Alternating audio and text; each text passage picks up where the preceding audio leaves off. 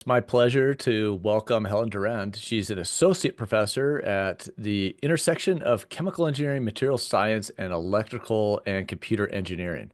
Her research focuses on developing advanced control systems for next generation manufacturing and cyberphysical systems.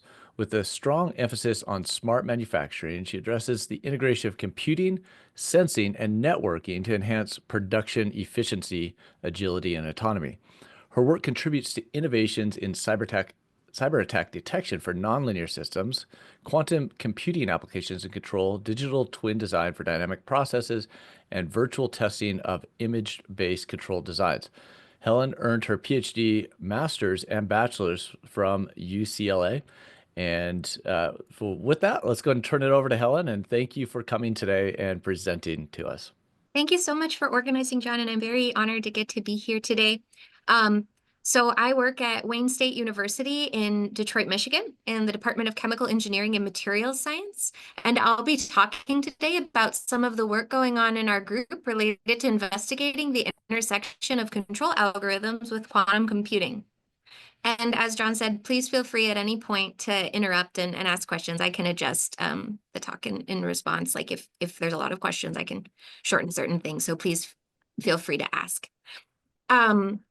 So I'm going to start with a good deal of background related to quantum computing. And so first I'm going to start at the high level and some of the motivation for what we're trying to do. Quantum computers are a new class of computing devices currently under development, and part of what's attractive about them is that there is some potential for speed up for certain problems like finding prime factors of a number. And so because of this, people are trying to understand what is their utility for a variety of problems. And so some of the cases where people have been looking at quantum computing with respect to process systems engineering have included looking at it for optimization and machine learning, for control, and for potential future uses in chemical and materials design. In our group, we've been trying to ask this question, should quantum computers be used for any control tasks? And the motivation for that can be exemplified through looking at this feedback control loop here. So in this feedback control loop, we have a controller. And today, the way that you would implement control is using a classical computer.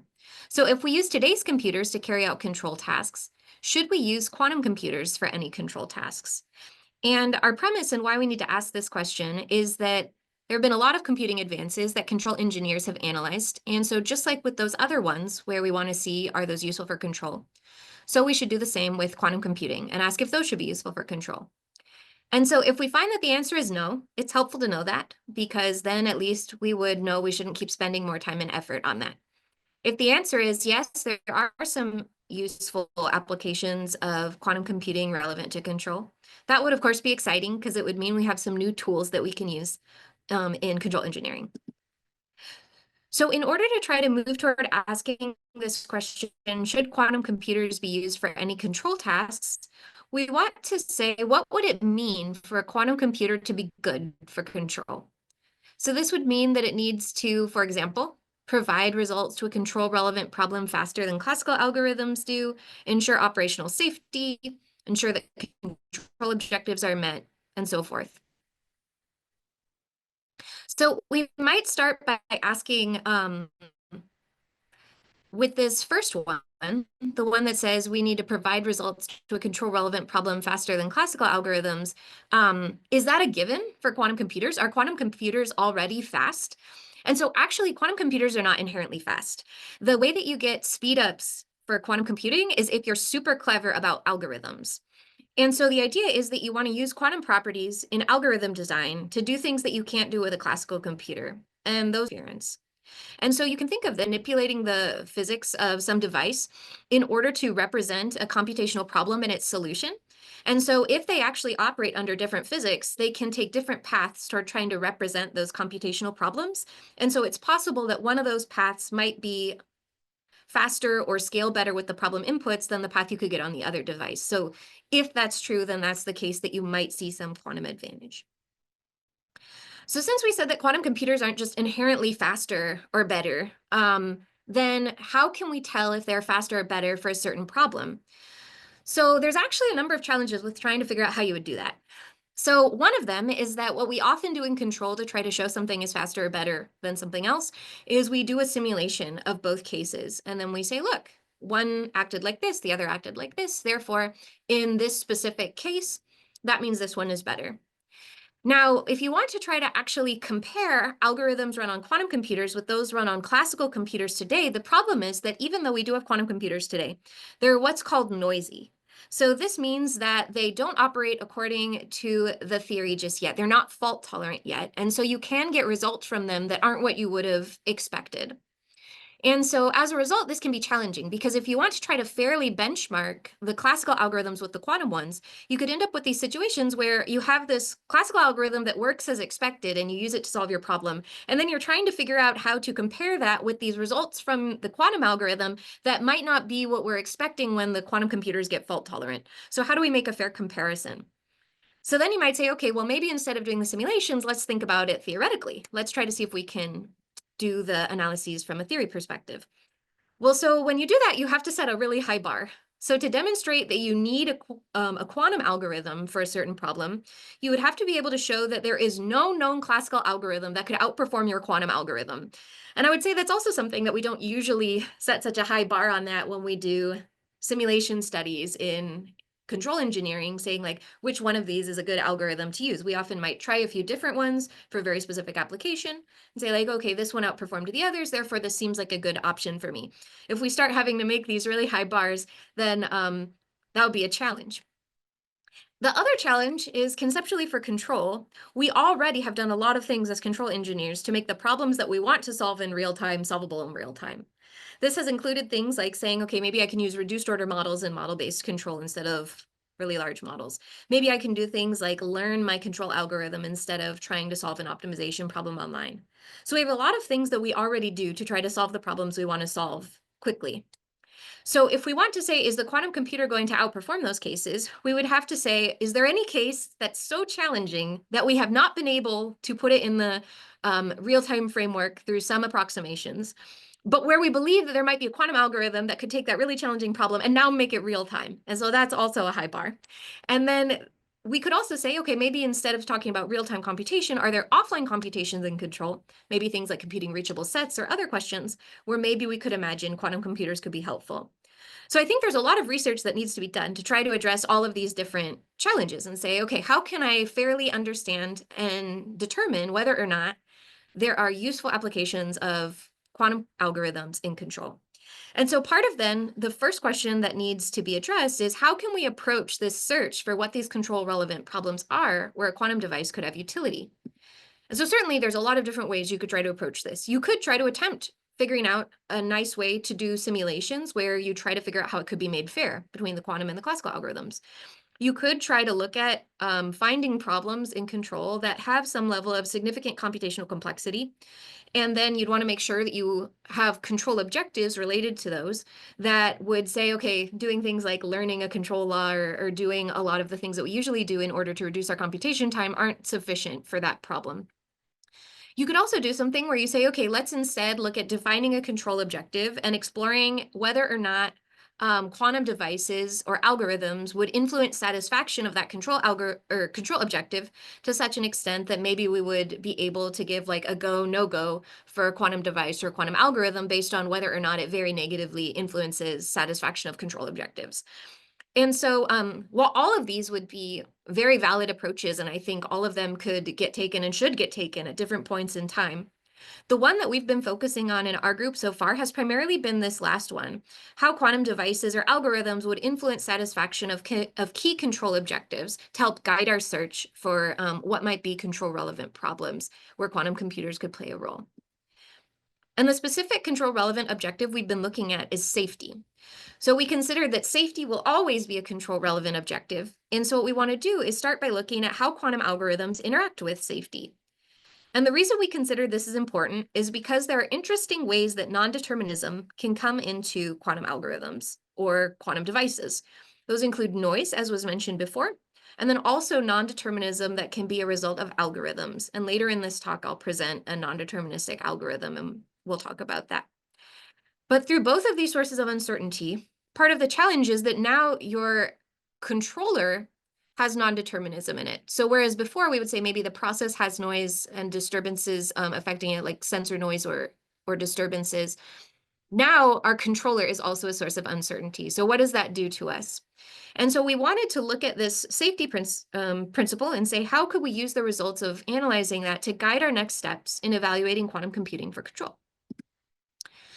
So that's the high level background. Now I'm going to move into some more details about quantum computing. So as was already highlighted, quantum computing is a technology of recent interest in chemical engineering, and quantum computers do exist today of different types. And the type that I'm going to focus on in this talk is one that's gate-based, but there's another type called annealing.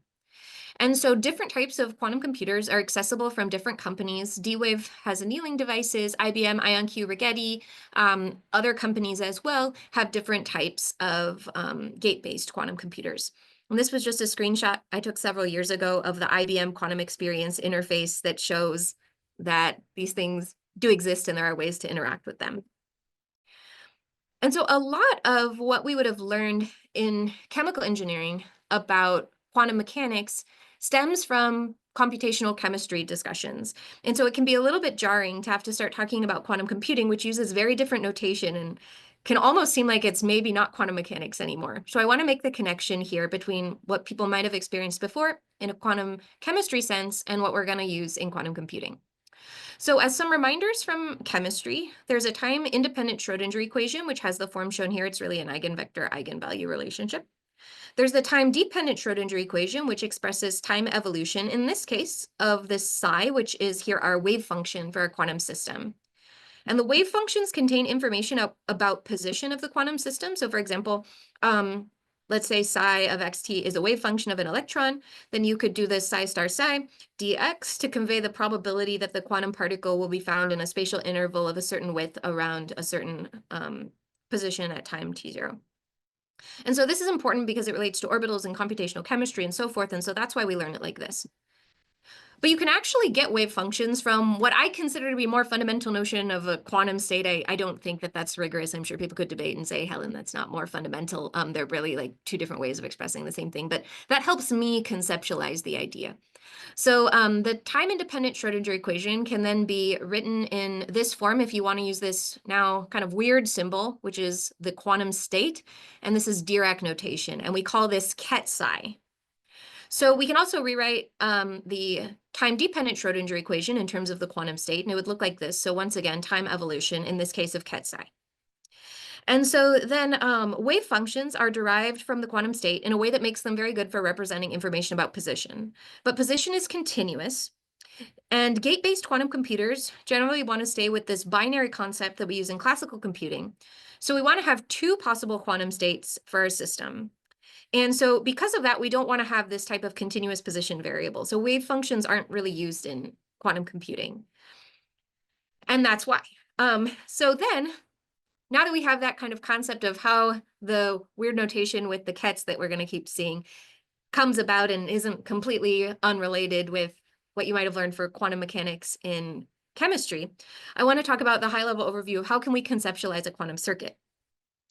So if we look at this process flow diagram, we can see as chemical engineers, we would look at this and we would say the symbols and the labels here for the process units mean something to me. And they tell me what these expected state changes are as I go through each unit of this process. Similarly, if you're a quantum computing researcher, you would look at this figure down here and it would do something similar for you. So you would say each of these blocks or gates changes the state of the quantum system in a way that means something if you look at it and you know about what these different gates do. So for example, this H gate will put a qubit in an equal superposition of two states. One of the really cool things about quantum algorithms for a control engineer is that you can think of quantum algorithms like manipulating a dynamic system. So the main way that quantum algorithms work is you start your quantum state at some initial condition. So let's call that ket psi of t0. Then you evolve the quantum state. And so here is the Schrodinger equation that shows the evolution of the quantum state. And then you can represent these gates as effectively the discrete time version of this other problem. So you can say, well, ket psi at this next time is equal to this gate times ket psi at the prior time. So this would be like the discrete time version. You could think of it like that, of this time evolution equation that's given by the Schrodinger equation. So basically what a quantum algorithm is it's a quantum state being evolved with time until it gets to a final state where you measure it. And then that measurement should be related to the solution to a computational problem. So as we said, algorithms on quantum computers are represented as circuits, and these quantum gates that implement the logic operations will have restrictions on them, like that they have to be unitary, but these are coming from the fundamental physics that those gates are really representing time evolution of the quantum state between two time clicks. And so these restrictions, like that the gates need to be unitary, are coming from the physics of how these systems work.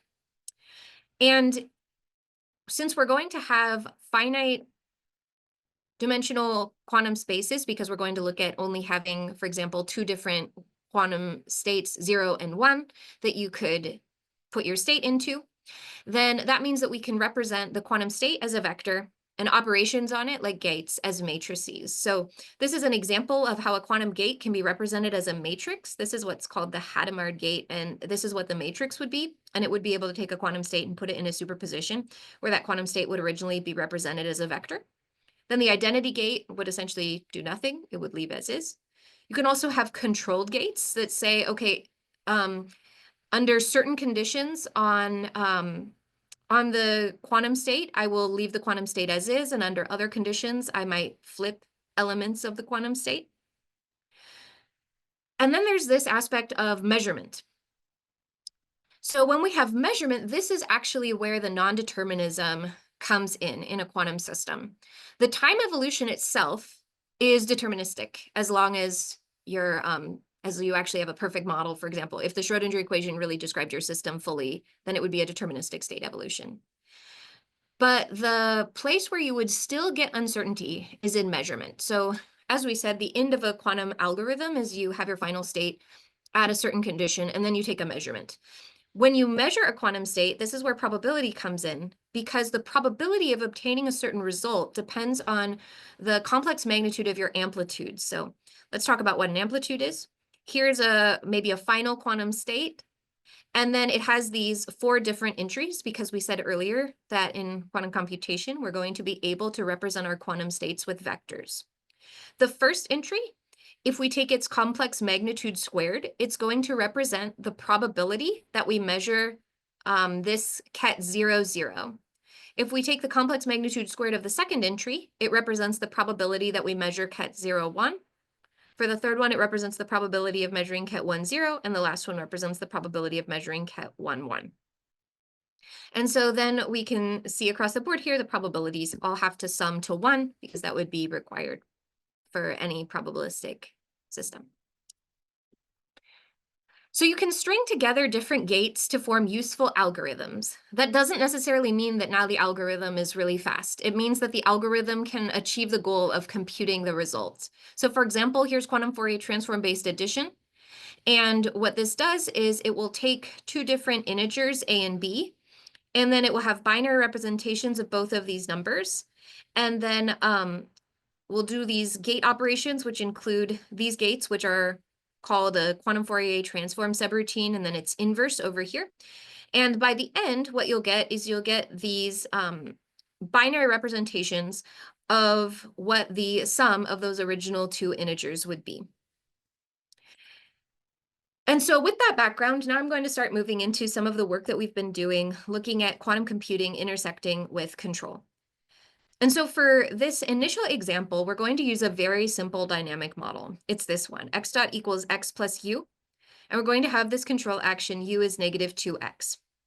This would be a stabilizing control action if we had infinite precision. So what's the problem here? Well, today's quantum computers are noisy, as was said earlier. So even if, for example, we wanted to compute 2x using x plus x with the quantum Fourier transform-based addition algorithm, which is actually a deterministic algorithm, then if we implement that algorithm on a noisy device, now it might not give us the result of x plus x that we're expecting. And so what would that mean for us in control if sometimes we're getting the wrong control action? And so that's what we want to look at here, is this case where maybe the control actions themselves are not always correct or expected anymore. What are the implications of this for safety? And so just as a reminder, we're looking at safety, not speed. So I'm not trying to imply anything about this being speedy or useful from any type of actual like speed up principle. We're just trying to look at safety. So in this example, we need to find some way to actually simulate our quantum system. At the time that we did this in 2022, we wanted to use some of the things that were available from IBM. And at that time, the only free quantum computer resources you could get was a 1-qubit and a 5-qubit. And those were not big enough to run the type of computations we wanted to run. And so we decided to use a 32-qubit quantum simulator. What this is, though, is it's not actually a quantum computer. So it's going to be a classical computer trying to replicate aspects of a quantum computer. And so this quantum simulator will not inherently have noise. So we have to select a noise model that's available in the simulator. And so in order to select a noise model, we had to figure out how are we going to do this. So we set up this equivalent of a controlled Z gate, and that's a special case of one of the controlled phase rotations that's used in the quantum Fourier transform-based addition. And then what we did is we ran simulations with the quantum simulator for 2 different cases. So with the simulator, using the noise model backend, and then there's a different one that's a depolarizing error parameter noise model. And this one, we set the depolarizing error parameter at a fixed value. And then we can see these 2 plots here. So these were used to kind of benchmark and say, okay, these 2 look about the same. So whatever depolarizing error parameter made them look about the same, let's use that one. And so that one happened to be 0.05 at the time. So then what we did is we took our classical system and we implemented the control action x plus x classically. Then we also used the quantum simulator with no noise, and we called that the ideal quantum system. And we used the quantum simulator with the noise model we just described, and we called that the noisy quantum system. In this case, you'll also see that we mention using 254 shots. What that means is runs of the quantum device. And the idea of running many shots is that because quantum computers say are noisy, and because quantum algorithms in general might be non-deterministic, you might want to run more than one shot in order to run the algorithm multiple times. So here we see the process state and the process input and how they vary over this dimensionless time unit that's down here at the bottom. And these are the results with the classical system, the ideal quantum system, and the noisy quantum system. And as mentioned previously, the quantum Fourier transform-based addition is deterministic. So if we implement it correctly, that means that the classical and the ideal quantum system should match, which is what's shown here. But then it's the noise that causes this deviation for the third case and causes us to not always select the control actions we would have otherwise computed. Interestingly, though, it does appear that even with the noise, the process state, at least for this noise realization, was driven toward the origin. So we ran it in several other cases. We ran it with 1 shot and the same initial condition as before. We see it looks a little worse, but 1 shot and a different initial condition closer to the origin. It seems to do a little better, but again, goes toward the origin. And then 254 shots and this initial condition closer to the origin. And at least in this case, it actually did exactly the same thing as the classical and ideal quantum systems. So we see that there is some extent to which we can tune this number of shots to improve performance for different quantum register sizes. But what was really interesting to us was that in all of these simulations, the state was being driven toward the origin despite the noise. And so certainly there's an extent to which this might be noise model specific, but we wanted to try to see if we could develop a theoretical understanding of when noise in a quantum computer would disrupt safety versus when we would get things like this, where maybe it's not quite the ideal, but it didn't actually cause our system to explode, for example. X didn't go to infinity. So in light of that, we started to do some work related to looking at a discrete time, linear time invariant system and trying to apply some control theory to try to see if we could better understand what we were seeing.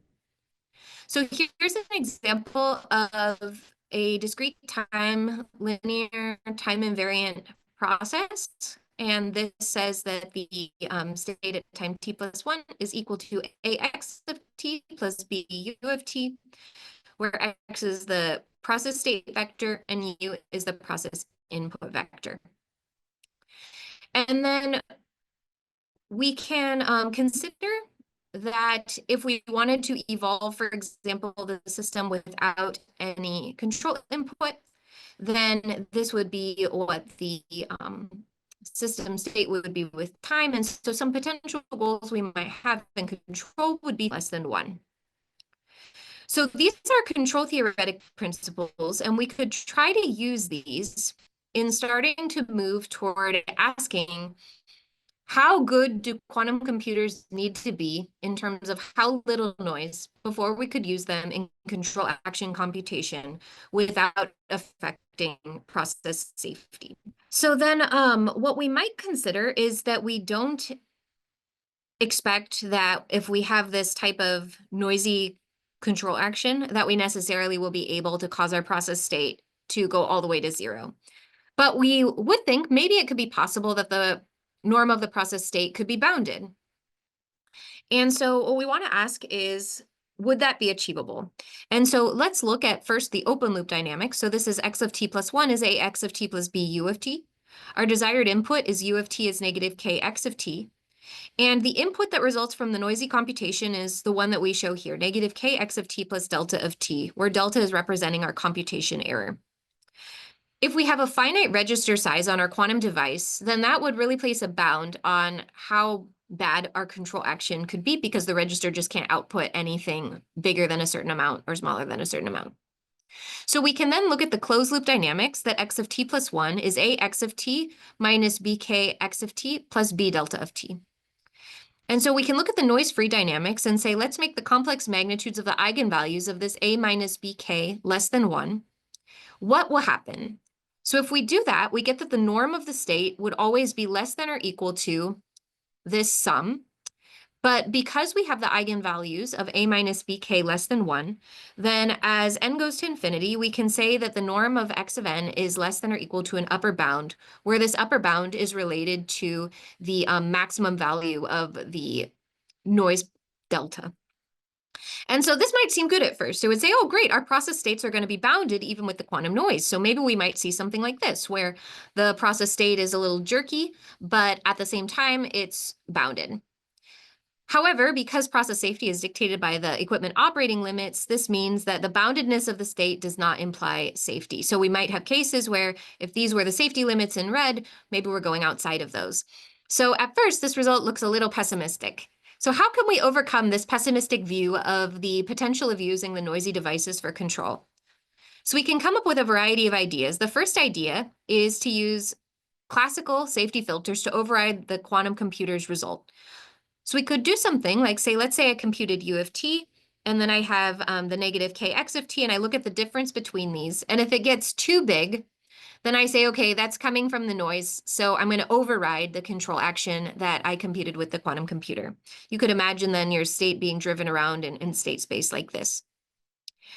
And then you might have the case where you want to drive your process state like back into a smaller operating region, for example, trying to use the negative kx to do that. That's classically computed. That would be like a safety filter, trying to help prevent your state from going too crazy under the quantum device.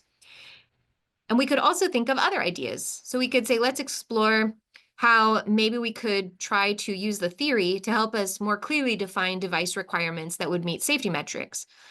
So we could consider this type of control policy where we have a certain u of 0, u of 1, and then u of I. And this gives the following closed loop dynamics after a certain amount of time. So for I is greater than or equal to 2, we have that x of I is equal to this matrix B times the noise in the quantum device at time I minus 1.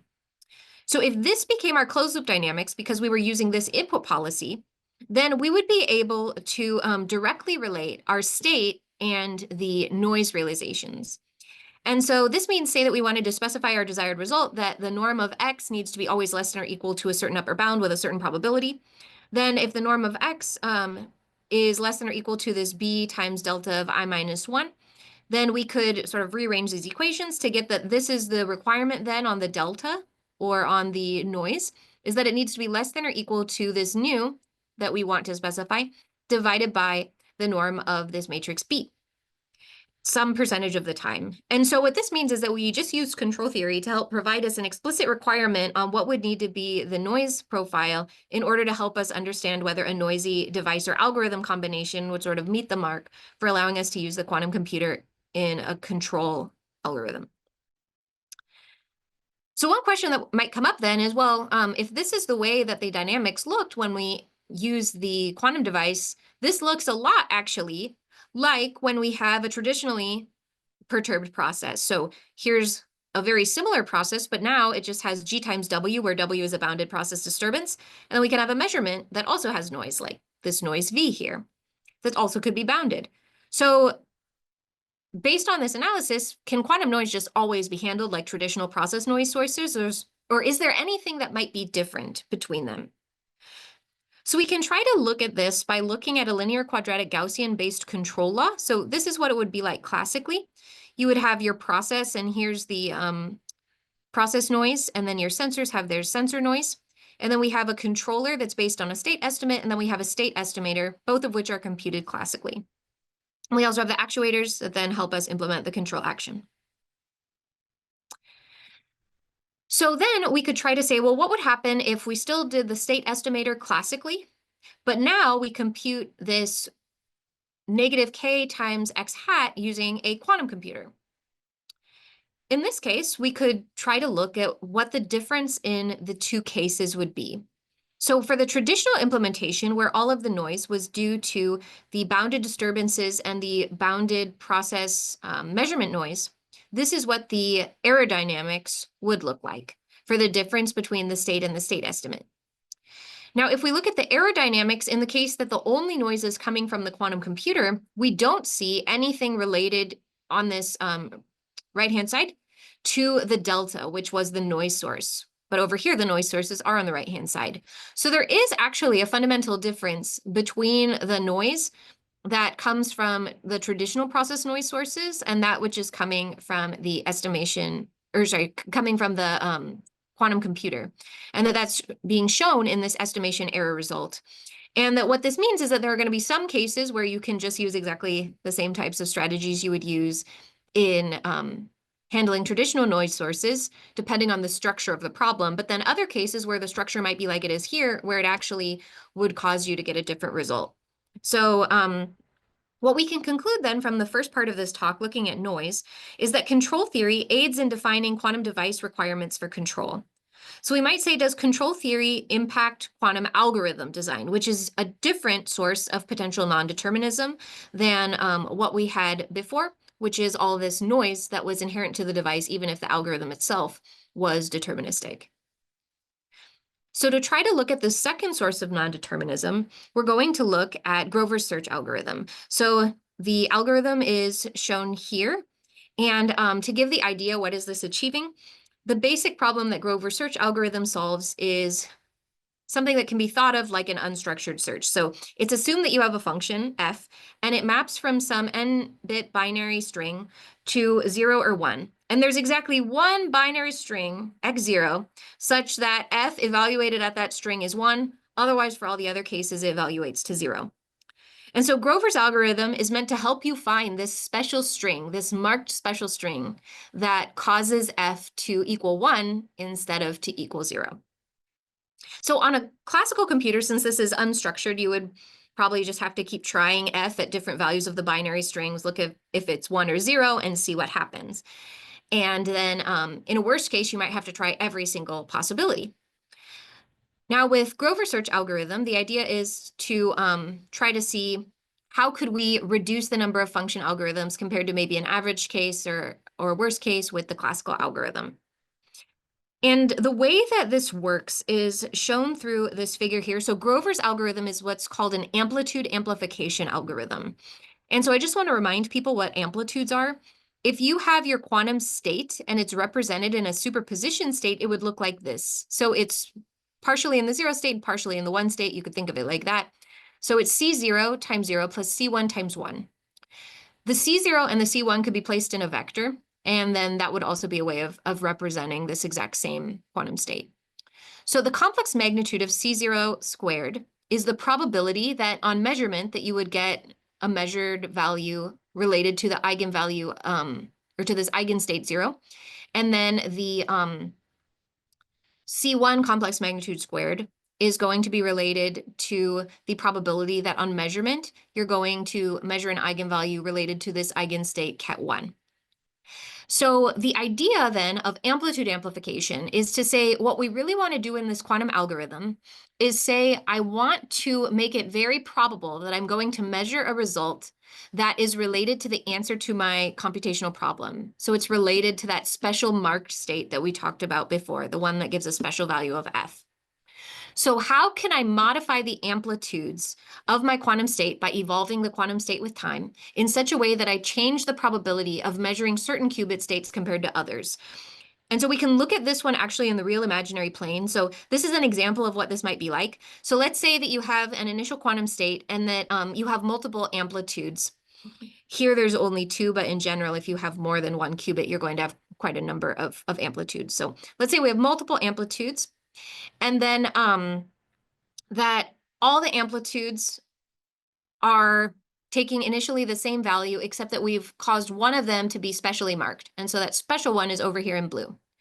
Then here's the mean of all the amplitudes marked in X. And so it will be highly skewed toward the little red dot, which represents where all the amplitudes except the special marked one lie. So then what we're going to do is we're going to do something called inversion about the mean. So we can see then you invert this point so that now it's on the other side of the mean, and the red point now moved to the opposite side of the mean. And you can look at what the impact of this is. So here you can see there's a 0.25 is the value of the amplitude in the real side, and then 0 in the imaginary side. So the complex magnitude squared for this amplitude would be about 0.25 squared. If we look at this one, now it's somewhere closer to 0.75 squared. So this is actually going to be a much larger probability now of measuring the qubit state corresponding to this amplitude than it was before. And then this kind of proceeds like this. So then there's something that's called phase inversion that moves the this to the other side. And then again, inversion about the mean. And this time you can see that now by the second inversion about the mean, you've gotten actually the probability quite high. It's actually very close to 100% probability of measuring this special state. And so this is the whole principle of Grover's algorithm, is that it tries to do this amplitude amplification by a clever way of running the gates so that it has this type of effect on the amplitude so that it's skewing your result toward, at the end when you take a measurement, measuring the result that you should measure. And so that's what's kind of in this little box here, is that type of effect. And so we can represent this with matrix algebra, and we could also try to show it with a small MATLAB example. So let's say that this is the initial state. So each possibility here would represent some string of like 4 qubits. So here, if it was a 1 in this first position and a 0 everywhere else, it would correspond to 0, 0, 0, 0, 0. Here we have a 1 in the second position and 0 everywhere else, so it actually corresponds to this, 0, 0, 0, 1, and so forth. So you could imagine moving the 1 down this line and then putting zeros everywhere else. And the reason that it's this one, 0, 0, 0, 1, is because that's like this circuit up here. There's zeros on the top, and then there's this 1 on the bottom. So then what can happen is you can run the series of Grover gates, and what would happen by the end is you would get something like this. So you would have changed the amplitudes for all of the states. And if you look at the ones that have 1, 0, 1, for example, in the first positions, that's 1, 0, 1, and then followed by a 0, or 1, 0, 1 followed by a 1. The probabilities of measuring, or the amplitudes for both of these are 5/8 and -5/8. So the probability of measuring a state that has 1, 0, 1 as the first 3 qubits is 5/8 squared plus -5/8 squared. So 78% probability that you're going to measure that. And so you could keep repeating these, you can keep repeating blocks to try to change probabilities of getting different results. And so this is actually a non-deterministic algorithm. So in this case, the probability is coming from the measurement and not from noise in the device. This is even if the device was perfect, it would be probabilistic like this because of the way quantum measurement works, which always introduces uncertainty. So could a non-deterministic algorithm like this on a quantum computer be used in computing control actions? And so in this case, I'm going to try to unite the idea of Grover's algorithm with some nonlinear systems theory. So I'm going to give the really quick background on what nonlinear systems theory are we talking about. In this case, we'll have the state space description shown here, that x dot is equal to f of x u w, where x is the state, and U is the input and W is the disturbance. And we have all of those are bounded. And our system is considered to be stabilizable in the sense that there exists an explicit stabilizing control law, h of x, that can render the origin asymptotically stable, in the sense that there exists a Lyapunov function v, for which its time derivative along the closed-loop state trajectories under the controller h of x, in the absence of disturbances, is less than 0 for all x in a neighborhood d of the origin. And so in this case, this d is represented by this outline shown here. And that's where v dot is negative when we control the process with h of x. And then this red region is what I'll call the stability region omega rho. This is a region where if we use the controller h of x, we drive the process state to lower values of the Lyapunov function and eventually toward the origin. And so now I'll talk about a formulation of advanced control that's based on the explicit stabilizing controller h of x. This is known as Lyapunov-based model predictive control, or LMPC. The idea of this is that you'll have an optimization-based controller that's optimizing a cost function over a prediction horizon of length n, subject to a dynamic process model, a state measurement, input and state constraints, and then these two Lyapunov-based stability constraints that are shown here in red and blue. And these represent two different modes of operation of the controller. And so the idea is that if your process state is within this region omega rho e, which is the lower blue region, then you allow your process state predictions to be maintained within this. So here I'm going to try to make an intersection between the rigorous control theory of Lyapunov-based economic model predictive control, and then what we might get from non-deterministic inputs using something like Grover's algorithm. And we'll try to see what does that intersection reveal. So in this case, I'm going to say, let's consider that we put all of our LAMPC solutions in a lookup table. I don't recommend this. That's not a good idea to do from a computational efficiency standpoint, but it's going to help us make some good insights into how theory for control interacts with non-determinism in control algorithms or in quantum algorithms. So in this case, we're going to have our state measurements, but to be able to use any quantum computing, we're going to have to put them in binary. And same thing with our control actions in this table. And so this means that we're going to have to talk about quantizing the state measurements for the LAMPC as well as the control actions. So in this case, we can say, well, let's do this. Let's take a state measurement and round it. This rounding would ensure that our state measurement and our rounded state measurement are not too different. Then we'll use the rounded state measurement in the LAMPC, and the solution of the LAMPC will then be based on the rounded state measurement, and then we'll get some control action, U bar. But then we also need to round that control action. So then we'll round it, and then the rounded control action won't be so different from the unrounded one. So with this, we can now make this LAMPC with rounded measurements. And if the discretization that we use in the rounding is sufficiently small, then x of t and the rounded value will both be maintained within the safe operating region, omega rho, for all time, even though we're using the rounded state measurements and the rounded inputs. And so the reason this is important is because it allows us to place the rounded solutions for the LAMPC in a lookup table and know that if we use that lookup table, we have a deterministically stabilizing control policy. So anything that's non-deterministic here on out is due to the quantum computer. So we're going to try to search our LAMPC lookup table using a modified Grover search. In this case, the way that we're going to modify the algorithm is that we're going to put many Grover blocks in a row.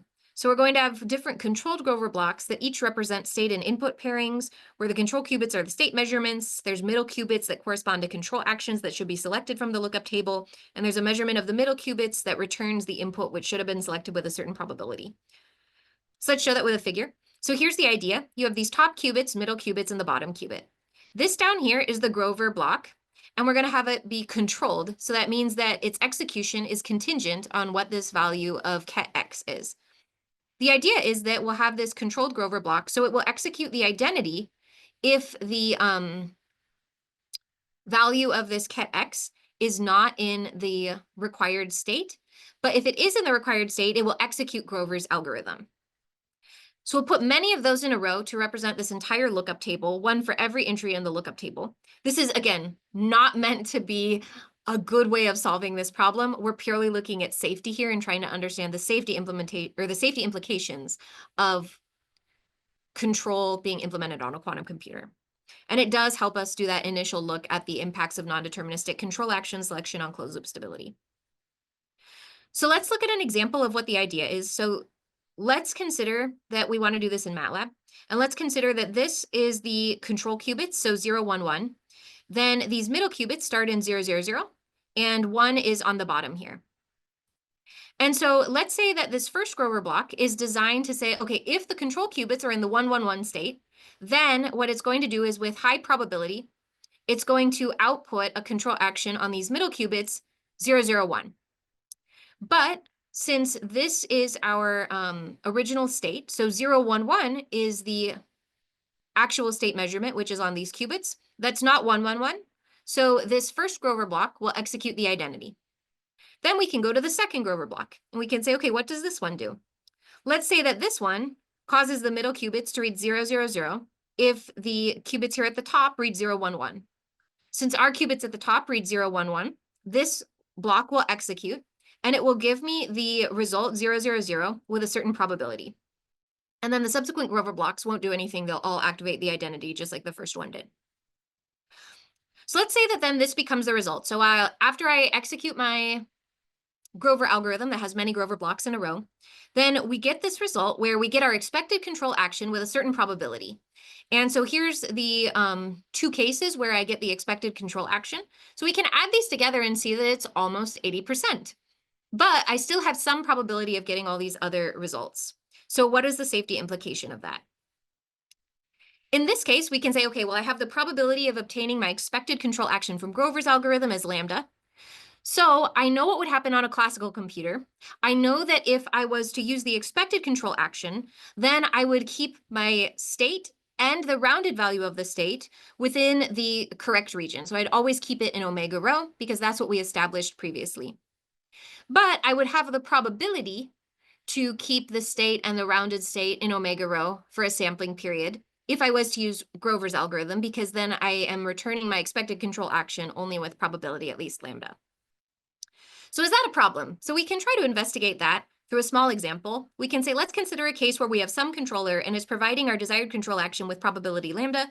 So 1 minus lambda is the probability that any of the other control actions will be selected. And I'll use a sampling period. And so here is my process, which is a continuous stirred tank reactor with a concentration of reactant Ca and temperature T. And here's my Lyapunov function. And so let's control the system, in this case, not with Lyapunov-based model predictive control, instead with Sontag's control law. And here is a plot of the percentage of a certain number of simulations out of 1,000 that have the process state stay in the stability region for different values of the percent that we're going to select this controller h of x given by Sontag's control law versus we're selecting a random controller or control action. And so what we see is that as it gets to be very, very probable that we select the correct control action, we always stay in the stability region. Whereas as it gets less probable, then we might run into problems. So are there ways that we could then try to cut out the problematic control actions that might be taking us out of the stability region? Because not every control action that's not the expected one is necessarily doing that. So that's where we tried to think about whether or not we could add another controlled gate after the Grover blocks and try to see if that would help sort of fix the bad control actions, like a safety filter. So the idea is the state leaving the Grover's block, we could say, what is the state and what is the control action? We could then say, would any of those control actions that we could get from the Grover block be problematic?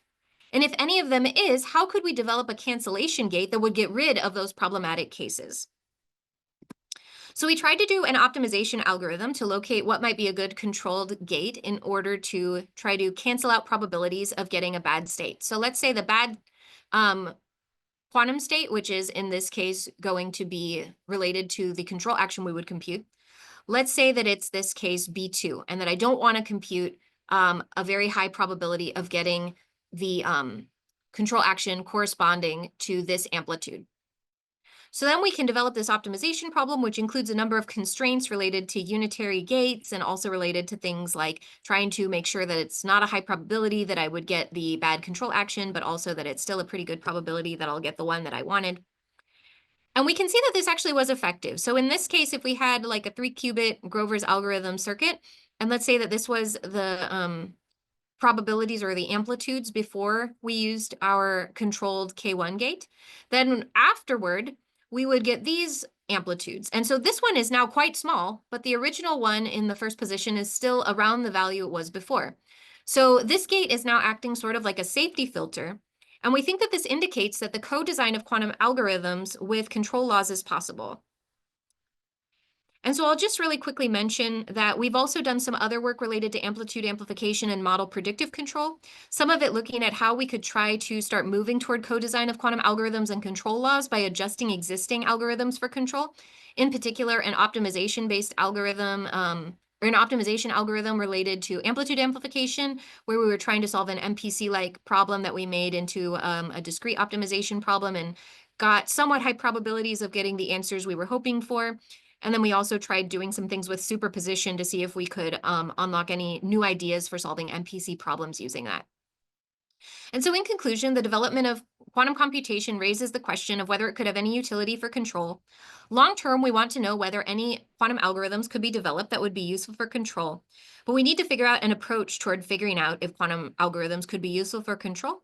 And our approach has been to try to gain insight into this by looking at whether or not safety poses any no-go considerations for quantum computers being used in control. So far, we've demonstrated things like that the state of a linear system may remain bounded under noise and that we might need to take mitigating actions like safety filtering in order to deal with the potential safety implications, or that we might need to do things like try to actually modify quantum algorithms themselves in order to get more safe outputs. But the results suggest that we should still keep going. There's nothing that's a no-go yet from a safety perspective. And so I'd like to thank the great people in my group, Kip Neiman, Shilpa Narasimhan, and Keshav Kasturi Rangan, who have done the work that you saw today. And I'd like to thank our sources of financial support. And thank you everyone so much for your time and for watching this today. I'll be happy to take any questions. Okay, well, fantastic presentation. Great tutorial overview as well. I've always, thought about, oh, well, how is this applicable? And I've seen some of the work, by Google, by some of the open source packages that, give you these kind of traditional programming language interfaces to quantum computing, because I always think of it as like, oh, you gotta, when are they gonna have a C compiler? It looks, you gave a great overview of like, well, you got to think about things differently. You got to pose the problems, but there's still some very useful potential applications in optimization and potentially predictive control and other areas as well. So thank you for that overview. We're going to open it up for just a couple questions. We don't have much time for questions here. But let's just have one or two questions. If anybody would like to unmute their microphone, or you can put the question in the chat window as well.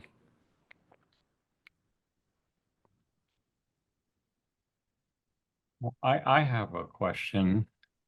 Hi, Helen. Hi, Daniel. And I'm curious. You talk about the issue of noise and how affects the quantum computers, and you have to look at noise differently. But am I correct that noise in a quantum computer and it's related to temperature, right? And you got to actually have to get these things very cold. In fact, as I understand it, they actually have to be, a quantum computer has to be colder than interstellar space. And isn't then that a factor if you think in terms of noise as well? Maybe we can run a quantum computer a little warmer. I, I don't know if I'm making myself clear, but yeah.